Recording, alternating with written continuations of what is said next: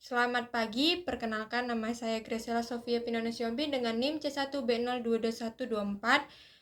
Saya ingin mempresentasikan tentang kualitas dalam manajemen mutu terpadu dari dosen pengampu Pak Bambang Purnomo SEMM. Oke, baiklah, slide pertama dengan pertanyaan, sebutkan dan jelaskan alat dan metode pengukuran kualitas. Dalam manajemen mutu terpadu, terdapat beberapa alat dan metode pengukuran kualitas yang digunakan untuk memastikan bahwa produk atau layanan memenuhi standar yang ditetapkan. Berikut beberapa contoh alat dan metode tersebut. Yang pertama, diagram Pareto. Digunakan untuk mengidentifikasi masalah utama yang menyebabkan ketidakpuasan pelanggan atau masalah dalam proses produksi. Yang kedua, diagram Ishikawa atau fishbone, juga dikenal sebagai diagram tulang ikan, digunakan untuk menganalisis penyebab dan akibat dari masalah kualitas. Yang ketiga, control card, digunakan untuk memantau proses produksi secara berkelanjutan. Control card membantu dalam mendeteksi perubahan yang signifikan dalam proses produksi yang dapat menyebabkan cacat atau ketidakstabilan dalam kualitas produk. Yang keempat, metode Sigma. Metode ini bertujuan untuk mengurangi variasi dalam proses produksi sehingga produk atau layanan memenuhi atau melebihi standar kualitas yang ditetapkan. Selanjutnya, yang kelima, benchmarking. Proses membandingkan kinerja produk, layanan, atau proses dengan standar terbaik dalam industri atau dengan pesaing utama. Yang keenam, survei kepuasan pelanggan. Metode ini digunakan untuk mengumpulkan umpan balik dari pelanggan tentang kualitas produk atau layanan. Yang ketujuh, analisis regresi. Digunakan untuk menentukan hubungan antara variabel-variabel yang mungkin mempengaruhi kualitas produk atau layanan.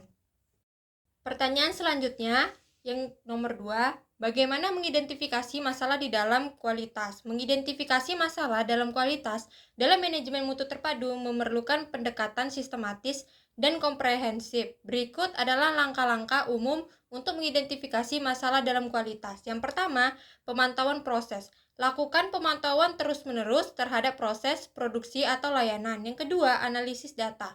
Kumpulkan data tentang kualitas produk atau layanan. Selanjutnya yang ketiga, umpan balik.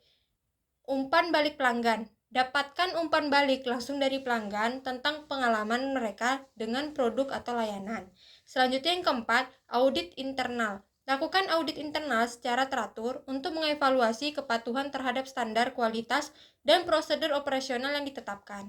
Yang kelima, penggunaan alat analisis kualitas. Gunakan alat dan teknik analisis kualitas seperti diagram Pareto, diagram Ishikawa, dan control card untuk mengidentifikasi akar penyebab masalah kualitas. Selanjutnya yang keenam, tinjauan manajemen. Lakukan tinjauan secara berkala oleh tim manajemen untuk mengevaluasi kinerja kualitas dan mengidentifikasi area di mana perbaikan diperlukan. Selanjutnya yang ketujuh, pelatihan dan pengembangan karyawan. Pastikan karyawan memahami pentingnya kualitas dan memiliki keterampilan yang diperlukan untuk memproduksi atau memberikan layanan yang berkualitas.